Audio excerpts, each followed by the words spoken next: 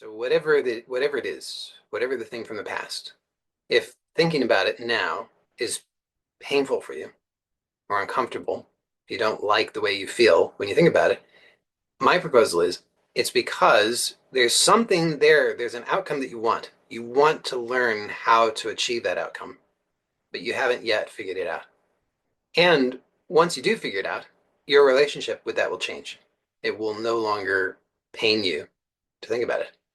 This is a really, really important point. We always have positive intention. Now, sometimes we don't know in the moment the best ways to achieve that, which is almost certainly what happened in this particular case, right? You didn't know the best way to achieve your positive intention, but nonetheless, you had a positive intention. So even if it worked out quite badly, even if you behaved in ways that you might judge as bad, that was only because in that moment you didn't know the better way to do it. But actually, your intention was good. Your intention was a positive intention. Now, here's an amazing thing. You actually have within you everything that you need in order to be able to achieve that positive intention. You just didn't know it until now. So ask yourself now, what inner resources would allow you to achieve that positive intention in that kind of situation? It would be the inner resources that, had you accessed them in that moment, would have allowed you to have achieved what it is that you wanted, your positive intention.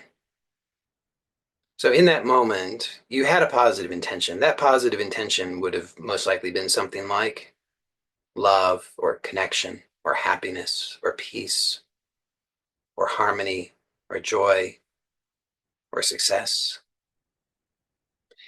And the question is, in that moment, what inner resources, had you accessed them, would have allowed you to have achieved that positive intention? There's a part of you that knows the answer to this. You can just allow that answer to come to you. And importantly, inner resources are those things which are always available within you. So they don't depend on any external circumstances. Something that's always there available for you.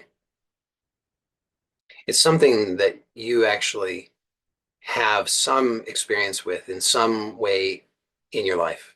In certain contexts, you have accessed these inner resources.